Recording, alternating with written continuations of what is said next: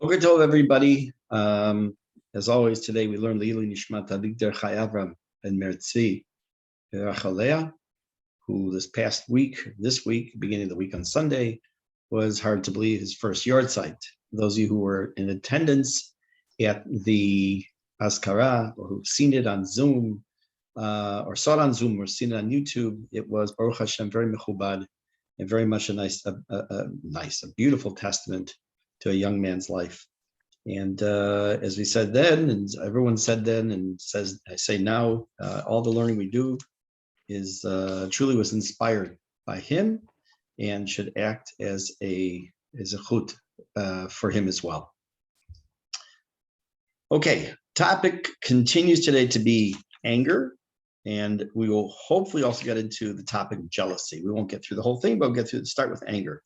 And 2 weeks ago, we left off with the text where we are on page 76 in the little booklet, in the small printing. It begins with the words at the beginning of the paragraph, V'yesh ka'asan rachok. I'll get there in just a minute. V'yesh ka'asan rachok. There is a ka'asan, a person who's angry. It's a little bit further away from the first description. So I just kind of catch up everybody where we're holding. Oh, I forgot to mute just a minute, sorry. Because last week we did a special shiur on From Anger to Serenity. By the way, it's got a lot of comments on it, Baruch Hashem, both online, offline. A lot of people watched the video already. Feel free to share it with people. Be careful, don't send it to somebody just because you're saying, you really need this. Be careful on how you approach that. So last week was the shiur on anger to serenity. And 2 weeks ago, we began this topic of anger. I want to point out to you a word. I know that I said last week's shiur was based on a single word, but that's not what I want to do today. You'll notice that this paragraph starts with the word ka'asan. The next one has the word ka'asan. And the very first paragraph before this that we did 2 weeks ago starts with unidaber tamina ka'as, and he says, yesh ragzan. Okay, so the difference between rogez and ka'as, rogez is a higher form of anger, with a sense of like very fierce anger, and ka'as is not as angry, but it's still anger. But what does that mean? Ka'asan. I pointed this out before in Mesilat Yesharim when we have a word that ends with a nun sofit like that. If I say in English, he's an angry individual, or he has an angry personality, or I say he is angry. There's two different things. If I say he is angry, that means at the moment he's angry about something. Someone who's an angry individual, a person who has a short fuse, a person who is quick to anger, that's a personality trait. In Hebrew, if I say hu ko'es, it means he is angry, or is getting angry, is in the process of anger. If I say he is a ka'asan, with a nun sofit at the end, it's actually describing a character trait. It means he's an angry individual. Ani ra'ev, I am hungry. Ani ra'avtan means I'm a person I'm a hungry individual. I'm constantly in need of food. So last time we talked about the type of ka'as, where it uses the expression that it's ki'ilu oved avodah zarah, it's as if he was worshiping idols, and also said that the person is pretty much out of their mind and has lost complete shlita, or complete control over themselves. I believe that at one time or another, most people get into at least some moment of rage. That's probably the best word for ragzan. A moment of rage where they lose their control and they can't even control the words that are coming out of their mouths, their actions. God forbid that could lead to violence, that hopefully most people don't get to that stage.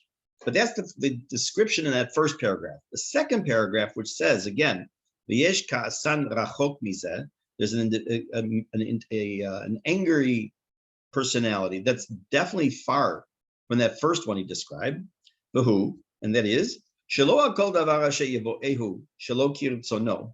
not everything that happens that doesn't fit in with his needs and his will, whether it's a small thing or a big thing, it's not going to always cause him to get angry, cause him to burn in anger. But when something does get the guy angry, he'll get very angry, meaning he doesn't have a short fuse. And things don't always get him angry, but when he gets angry, watch out. And he'll get very angry. That is the kind of person that the Chachamim referred to in Pirkei Avot, kasher lichos, the kasher lirtzot. It's a very, very bad character trait. It's not as bad as the first guy who was easily brought to anger. It means it's hard to come to a point of anger, but also he's very hard to pacify. This is also a very bad character trait. You might say, well, wait a minute, what's so bad about that? The guy gets angry. He usually doesn't get angry. Because what could happen is some very bad thing could happen. Literally means a stumbling block could come out from his hand. You don't say that in English. It means it could have very bad results. Bisman hakas, at that moment of anger. And after that, he cannot correct that which he has twisted. What is that based on? That's based on a pasuk in Kohelet. It says, "Me'uvat lo yuchal litkon." That which is twisted cannot be straightened out. So I'll tell you a funny story. The word me'uvat is spelled in Kohelet, mem, ayin, vav, taf. When I was learning for smicha, so this is like 1979, 1980, I was in the Beit Midrash in Chicago, and there was a boy in the yeshiva that I was learning with. I was learning for smicha, but I was asked to teach him some Gemara. And I came across that particular pasuk in the Gemara, and I read it as ma'ot lo yachol litkon, which literally means money cannot be straightened out. And I couldn't figure out, I'm saying to myself, what? I mean, obviously I didn't know the pasuk in Kohelet, but it meant me'uvat, that which is twisted. And the Rosh Hashiva came over, he happened to be nearby, he came over to me afterwards. And he said the words me'uvat. Thankfully, he didn't come over to me and say, you don't know what you're talking about. Maybe you should learn a little Tanakh. Maybe you should look up the pasuk. That's what he actually did say. You should maybe look up the pasuk. If you're not sure, the nikud. But taught me a very good lesson. You got to be very careful when you quote a pasuk that you quote it correctly. So in any case, it says, what he's saying here is that, oh, you say, okay, so what the big deal? The guy doesn't get angry all the time. When he gets angry, fine, he gets angry, big deal. But the point is that he gets angry, but he can't calm down. And because he can't calm down, it could cause all kinds of hashlachot, all kinds of bad consequences could come as a result of that. And it's something you can't fix. You can't straighten that out once that happened. Imagine you get very angry at someone and you say something after you really regret having said. I mean, we do. People say things that, just come flying out of their mouths sometimes without thinking in that kind of situation.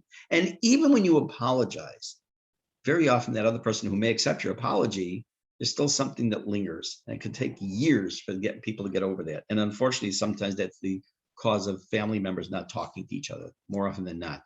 Almost always I have found over the last 25 or so years or more, that when I'm dealing with situations where there are family members that don't talk to each other, it's for two reasons: money and stupidity. Money, because they have to do with the Yerusha. We don't want to spend the money. We do want to spend the money. We don't want to, that's one.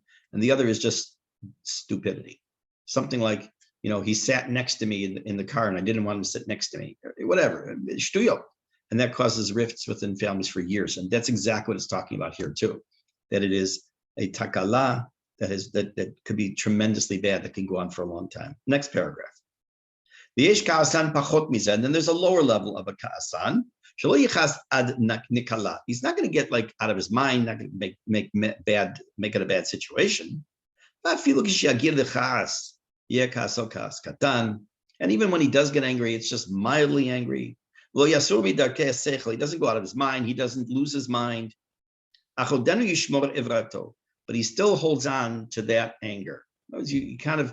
Person gets mad. He doesn't say anything. He just kind of holds onto it, or maybe says something, but even deep down, it's even more that he just carries with him.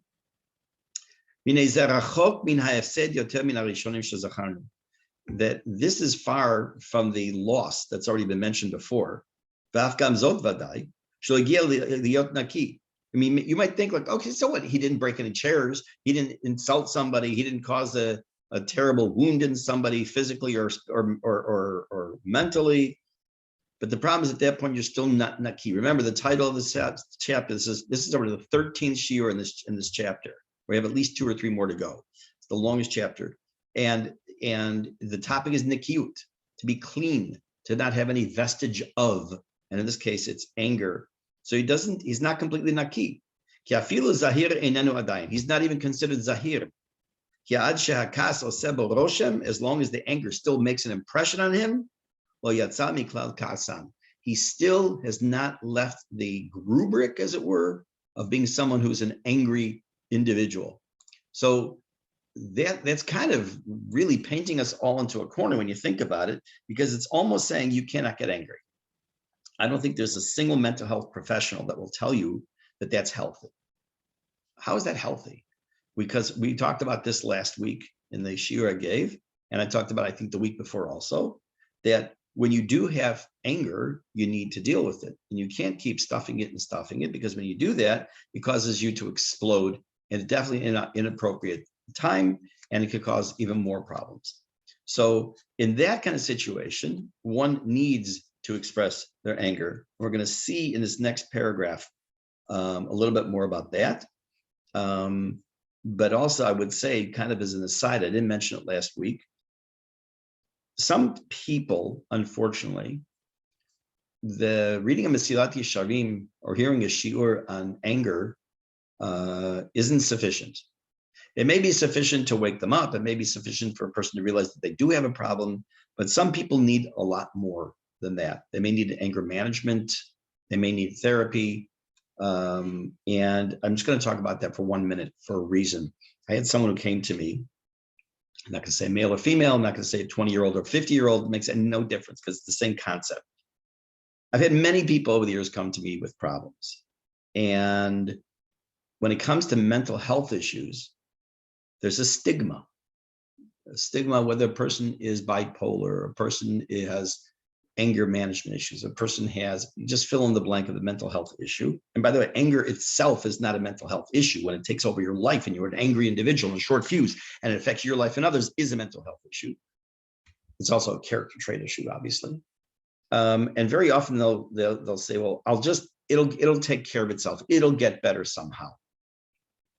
And I asked them, what would you say to a person if you're a doctor and they come into the ER and they have a broken leg, and you take an x-ray, and you find that there's a broken leg, and now the person says, okay, it'll fix itself, and tries to walk out.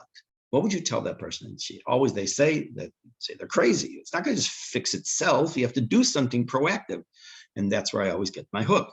I said, so what's the difference between mental health and physical health? Both cannot just repair themselves. As a matter of fact, when we make a mishaberach for someone who's sick, pay attention next time you hear the words. We say refuat nefesh or refuat guf. First, we mention the nefesh, neshama, a person's mental health, and the person's physical health. Because I may feel good physically, but if mentally I'm a mess, it affects my physical health. Everyone knows that. Anyone who loses sleep over something, anybody who can't concentrate at their job, anyone, again, all those things because of mental health reasons or haradot, anxiety, or things like that. It's an issue that needs to be dealt with because otherwise it will affect your physical health.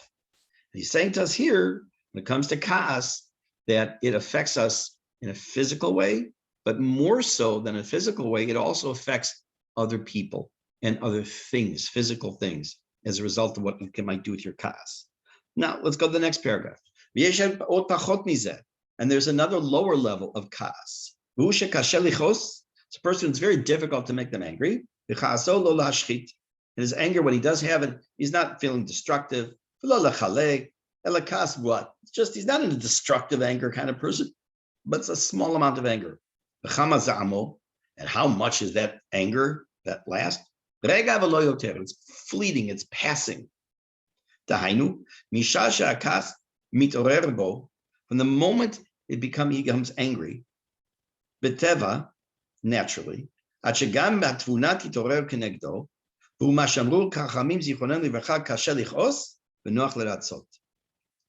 kind of person is a person who gets angry and is able to let it go, so to speak.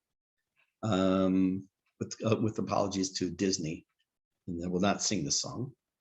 What does that mean? A person who is quick to it's very difficult to get them angry. Yet, if they do get angry, it's easy to pacify that individual. That sounds like a great thing to strive for.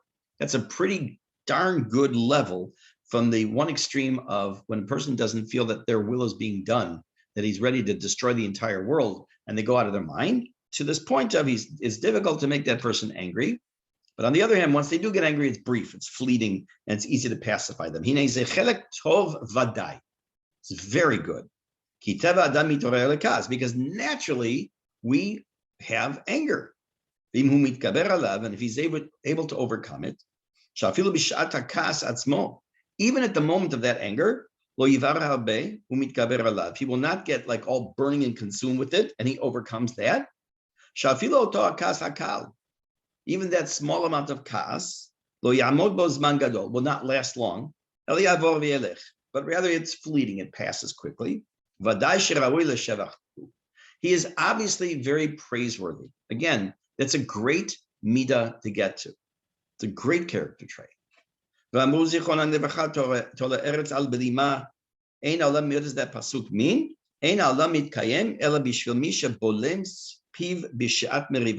The world exists only because of a person who closes their mouth, who shuts their mouth at a time of a fight. What does this mean? It's a play on words.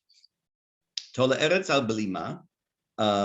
When taking the word belima, now you may know that the brakes in the car, you have to brake in the car. Livlom means to stop.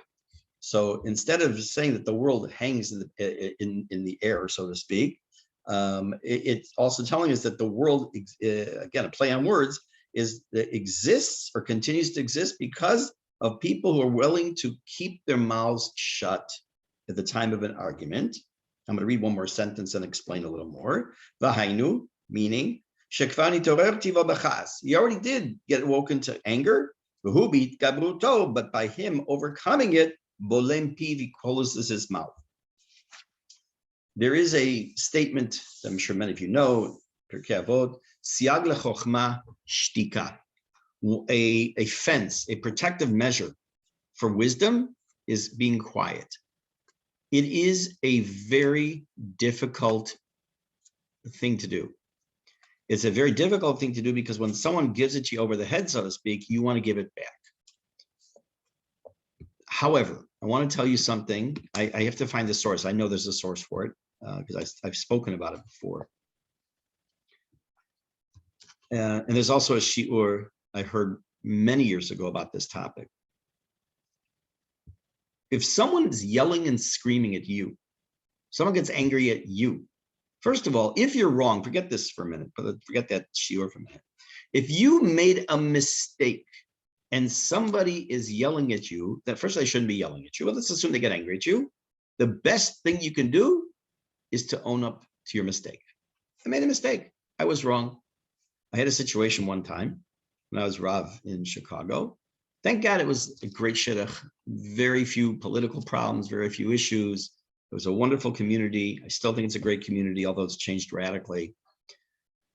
And I sent out a letter to the shul.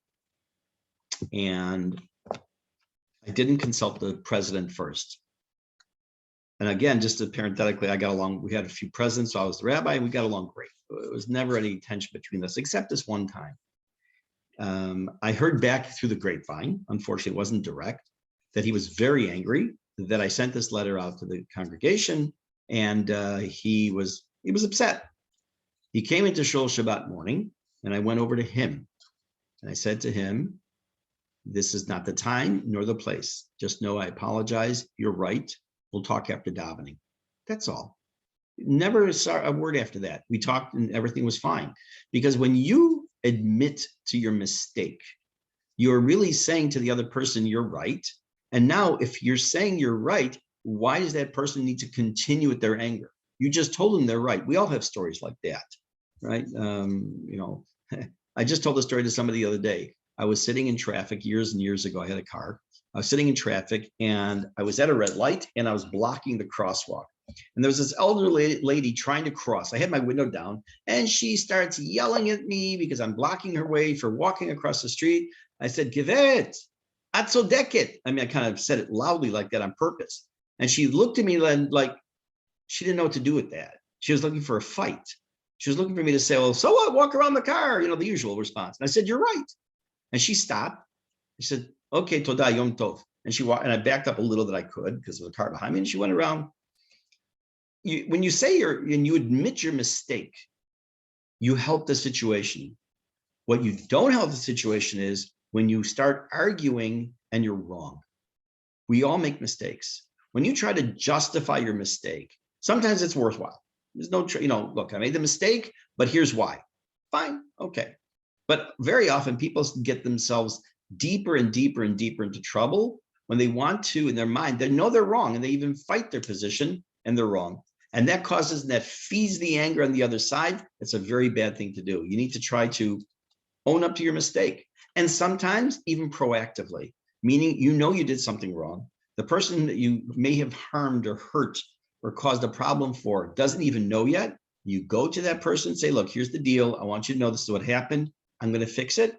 That goes a long way in building friendship and trust. It's a very important skill.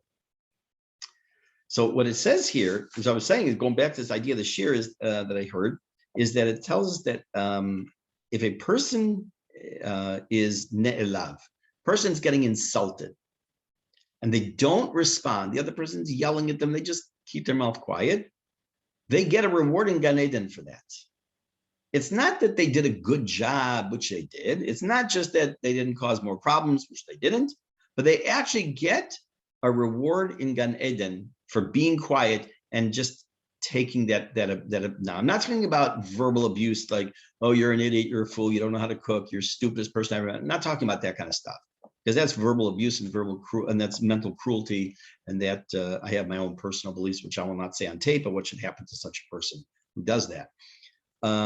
But it is, it's when someone's yelling at you, like, you cut me in the line in the store, and I was here before you, and I know you're from number 13, but I'm number 27, but my kid's waiting for me in the car. Blah, blah, blah, blah, blah, blah, blah. Be quiet. If you have nothing to gain by giving it back to that person, sometimes you need to.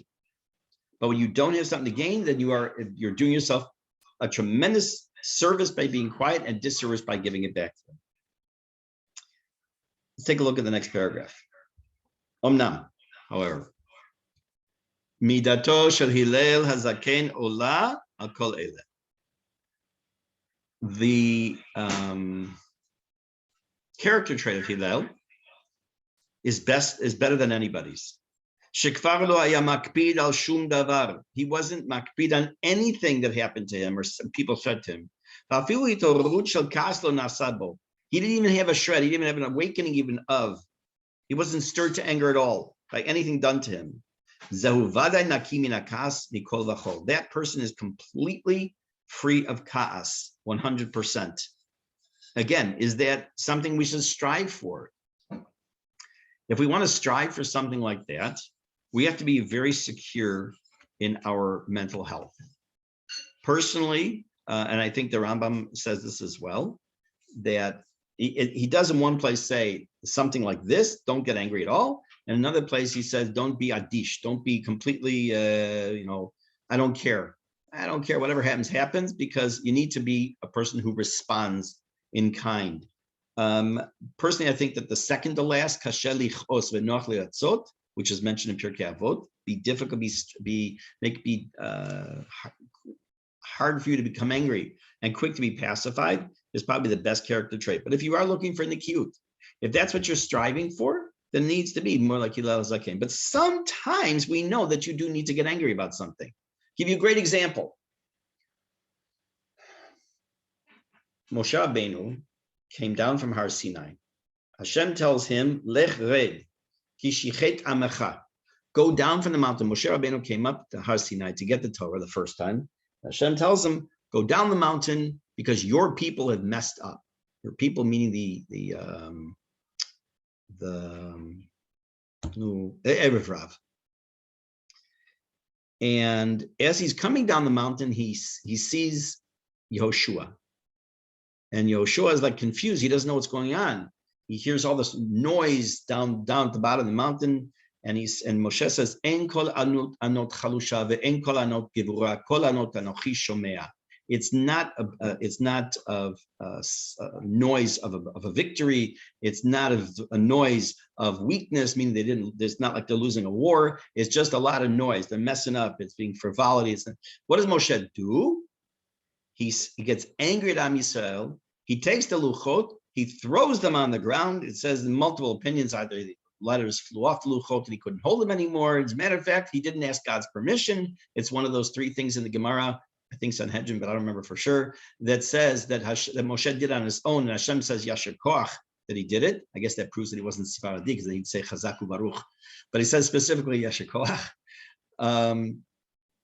And he then goes back up the mountain to talk to Hashem and plead this case. God, come on, these people are stiff-necked people. They're stubborn. Come on, have some mercy, show some racham. What happened to the anger? Where's that anger that Moshe came with? Look at the next paragraph. Even when it comes to a mitzvah, and you'll see where I'm going with this last story in a minute. Even when it comes to a mitzvah, you're also warned to be careful about any kind of kas. Even a teacher with a student or a parent with his child. It's not you shouldn't give them musar or you shouldn't tell them they're doing something wrong. But you should tell them they're doing something wrong, but without the anger. But you should try to show them the right way. If you do need to show some anger, it has to show in your face, the anger, but not in your heart. What does that mean? In Hebrew, to pretend is la'amid panim, to set your face, I guess. And if I am ma'amid panim, that I'm angry, but inside I'm not, so it means it's not having a physical effect on me. Because again, what Ramchal is concerned with is how the anger, not only the totzaot, the results that happen as a result, but how does it physically affect me as a person? So if I don't have it in my heart, but it's only on my face, in order for that person to understand that what I'm talking about is very serious, that makes a very big difference. I'm sure many of us as parents have said things to our children, especially when they're younger, and we say it with a stern face, and we turn away. I know my mom, she should live and be well, very often when we were growing up, she would say something to us with this angry face, then she'd turn away and burst out laughing. She couldn't keep it together. Inside she wasn't even angry. It's not because she knows the Ramchal and the Mesilat Yesharim. No, but it has to do with the idea that inside she didn't internalize that anger. It's outward. She wanted us to understand that what she was trying to tell us was a serious thing. So too by Moshe Rabbeinu. He didn't come down with ka'as in his heart when he saw that. I'm sure he was disappointed. I'm sure he was hurt. Not for himself. It was never about Moshe Rabbeinu. We already talked about that in Anava. He was most humble of all people. It was because of Kavod HaTorah, because the lack of respect for Torah was the lack of respect for Hashem, and that's why he got angry. And therefore, he wasn't angry inside. So when he turns around, he goes up to Hashem and he pleads the case for Am Yisrael. There's no anger.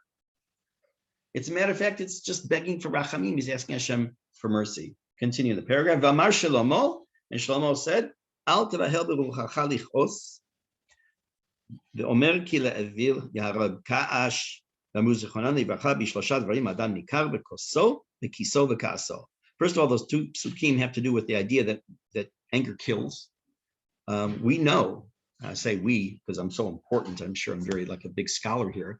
It is a known fact that anger affects a person's blood pressure, not only their mental health, it affects the brain, it affects their day-to-day lives. But it says that a fool is killed by anger.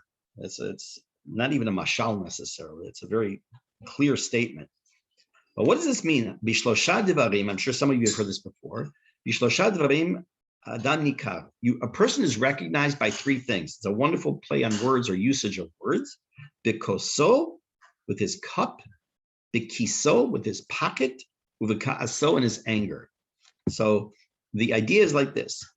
You can know a person in three things, based on three criteria. Number one, koso, his cup. It's the general term for like a cup of wine, but it also means achnasat dorchim. How do they help people, bring people into their homes, help people with food? Are they stingy with helping someone when it comes to livelihood, when it comes to food rather? Kiso, their pocket. Does the person get tzedakah? Are they stingy and not want to give to help anybody?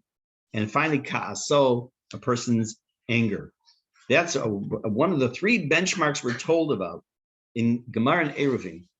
Three benchmarks to understand a little insight into a person. I want you to notice something. It doesn't say you can know a lot about a person by the way they keep Shabbat. It doesn't say about you can know a lot about the person by the way they wrap their tefillin or how they shuckle in davening. It doesn't say anything like that. All these are ben adam lechavero. All these are between man and his fellow man. How I relate to my fellow human being. Because that, on one level, is more important to how I relate to Hashem. How do I know that? And I've said this before, is that we know that on Yom Kippur, that Hashem says, do me a favor. You want to come to Shon Yom Kippur and daven to me for Slicha Mechila B'Simcha, but you have a job first. Go to your friend that you hurt, ask them for Mechila first. I'm not going to give you Mechila. I can't forgive you for what you did to them. That's their job. And if you don't ask them, that's going to be a big stumbling block. It's going to be a big curtain between you and me when you come to Shul on Yom Kippur. That idea of how you deal with your fellow man is of critical importance in the big picture. I've also mentioned, let me see the tab right here. Hold on one second. I wasn't going to mention it. Hold on a minute.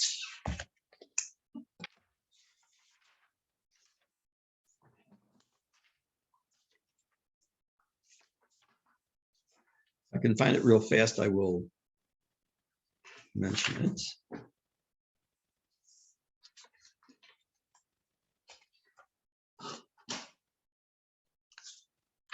Okay, I know it's here right in the beginning. You just have to take my word for it. Another thing I've said before, and this kind of also solidifies this idea. Let me just take out the Siddur instead.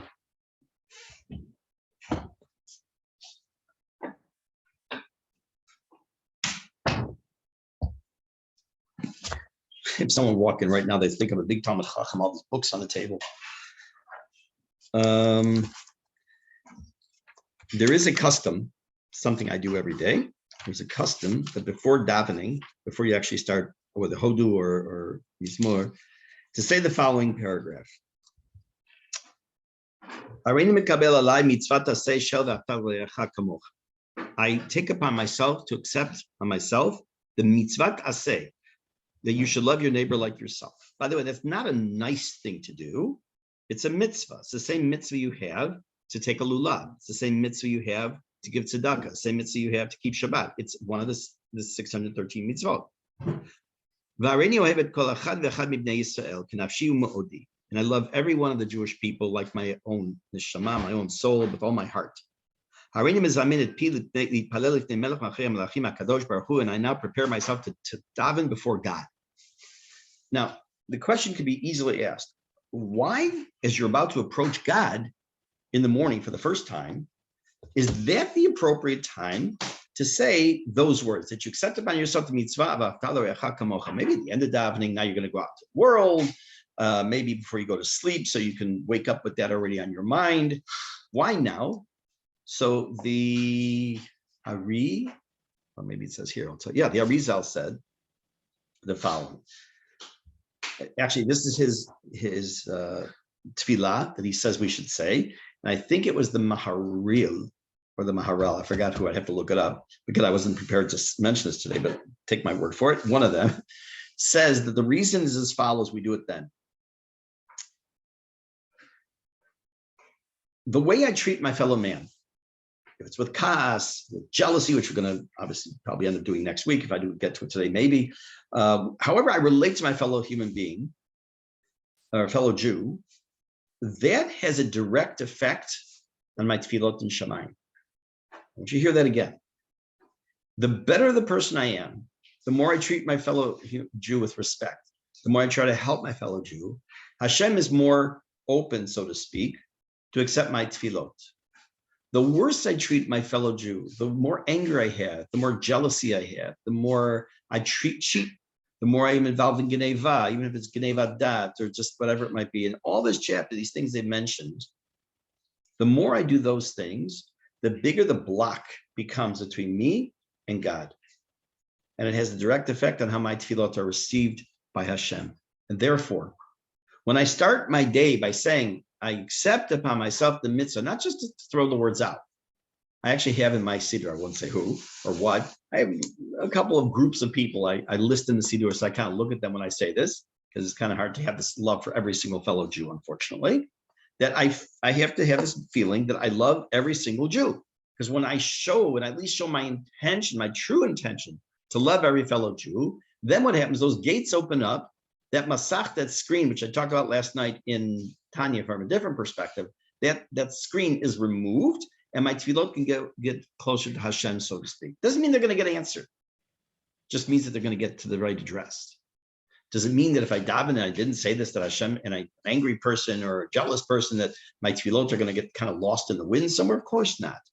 This is a spiritual aspect, though, that we have to also take into consideration, not just the physical of our davening, but also the spiritual aspect of how those tefillot find their way to Hashem. Let's take a look. Move all these other books over here. By the way, if you don't say that in the morning, it's you're not going to generally not going to find that in a Nisach Ashkenaz or Sfarad Siddur. It's in every, as far as I've ever seen, in every Adot Mizrach Siddur. Just let me know if you want to say it. I'll send the text to the group or to you individually, and I highly, highly, highly recommend saying it every morning. Okay. Let's do a little introduction about Kina for a couple minutes, and I'm not going to read the paragraph, and we're going to stop. It's a rhetorical question. What's the big deal about jealousy? I understand very well what the big deal is about Geneva. I understand what the big deal is about anger.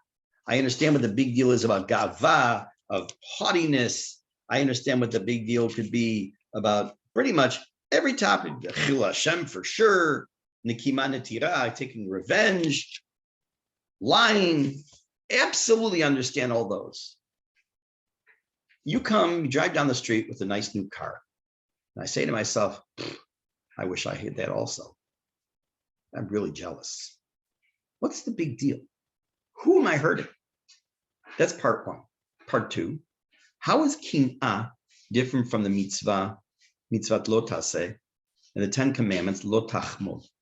You cannot covet, fancy English word, C-O-V-E-T. You cannot covet items of your neighbor. First of all, I'm going to jump to the end for a second. Lo tachmod does not mean don't be jealous. Because if that would be the meaning, it wouldn't be in the 10 commandments. Because it's not a good character trait. But you say to me that's the same level of importance as honor your father and mother, keep Shabbat, don't murder. Absolutely not. So what is lo tachmod? So I think when we finish this section on kin'ah, maybe I'll give you yet another shiur, and that's going to be one on the lo tachmod. I gave it a number of years ago on the Motzei Shabbat. I think probably I have it here. Let me see. What year was this? I don't have the year written down. It's about 5 years ago, probably. But I'm not going to do the whole shiur, just part of it, about what exactly is lo tachmod and actually there's a reward for being careful with that. We'll see about that. Bezrat Hashem. So what's the big deal about jealousy? I'm not going to answer any of these questions right now. I want you just to kind of throw them out there because I'm not really hurting anybody. Maybe myself, but I'm not causing anybody any harm by that. So why is that nikiyut? Okay, because maybe I'm going to have a clear head that I don't have to think about what this guy has, this guy doesn't have. Why don't I have it? But obviously it has to be a little bit more than that. I'm going to give you one hint, not even a hint, one pasuk. I'm going to leave it hanging. He doesn't quote this pasuk. I actually was very surprised. I've learned this book or taught this book many times. I'm always surprised about certain things he doesn't quote. And this is one I was surprised he didn't.